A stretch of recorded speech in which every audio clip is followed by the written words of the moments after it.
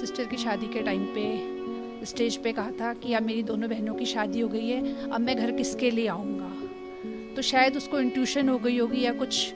स्वतंत्रता दिवस से एक दिन पहले जम्मू के डोडा में जवान दीपक सिंह शहीद हो गए। कैप्टन दीपक सिंह उत्तराखंड के रहने वाले थे और जब उनके परिवार को उनकी शहादत की खबर मिली तो उनका परिवार केरला में था।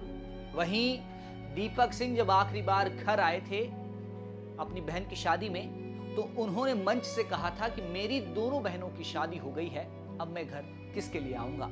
और इसके बाद दीपक वापस जम्मू चले गए और वहां उनके साथ आतंकी मुठभेड़ में उनकी जान चली गई। इस रिपोर्ट में बताएंगे कि किस प्रकार के हालात इस वक्त घर के बने हुए हैं, उनका परिवार किस हालत में है और किस तरह उनके साथ ये दुर्घटना घटी।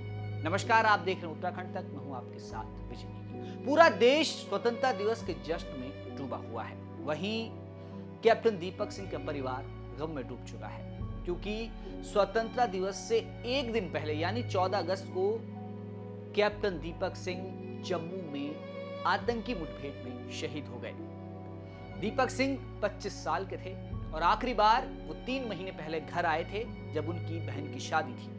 आपको बता दें कि वो 3 भाई बहन हैं और दोनों बहनों की शादी के बाद दीपक सिंह शादी के एक कार्यक्रम में मंच पर खड़े होकर ये कहते हैं कि अब मैं घर किसके लिए आऊंगा, मेरी दोनों बहनों की शादी हो गई।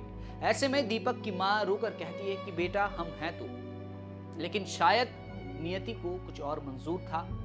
और जब हमारे सहयोगी शहीद के घर पर पहुंचे तो पता चला कि शहीद का परिवार इस वक्त केरला गया हुआ है और जैसे ही केरला में शहादत की खबर मिली तो पूरा परिवार केरला से वापसी कर रहा है। लेकिन आस पड़ोस के लोगों से जब बात की गई तो पड़ोस की एक महिला जो कि दीपक की आंटी है, उन्होंने बताया कि दीपक काफी सौम्य लड़के थे और किस तरह से वो घुल मिल कर सबके साथ रहते थे और जो उनके आखिरी शब्द थे उस बारे में भी उन्होंने बताया है।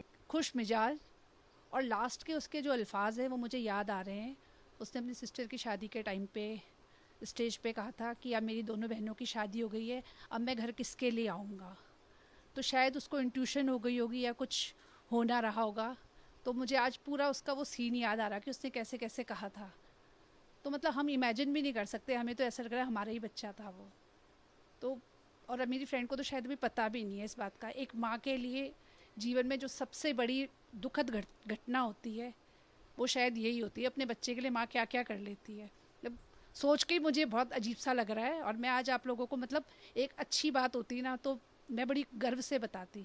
बहुत दुखी वाली बात है ये, लेकिन वो हमेशा हमारे दिलों में जिंदा रहे। वहीं दीपक के पिता के दोस्त जो कि इस वक्त दीपक के घर में हैं, उन्होंने भी बताया कि दीपक काफी अच्छा लड़का था, काफी रिस्पेक्ट करता था और किस तरह से लोगों के साथ रहता था।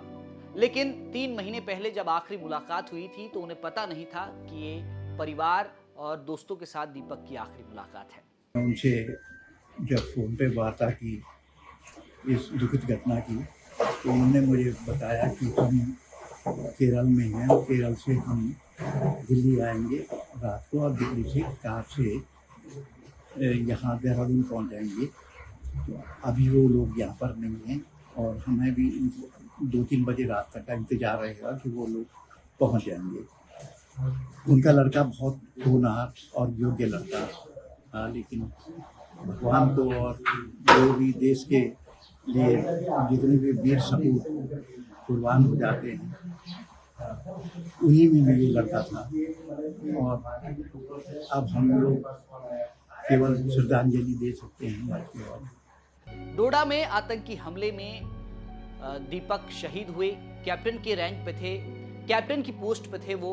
और आपको बता दें कि जुलाई में कठुआ में आतंकी हमले में 5 जवान शहीद हुए और जिसके बाद से लगातार सेना द्वारा सर्च ऑपरेशन किया जा रहा था, आतंकियों की तलाश की जा रही थी। उसी दौरान आतंकी मुठभेड़ में कैप्टन दीपक सिंह की जान चली गई। फिलहाल पूरा परिवार गम में डूबा हुआ है।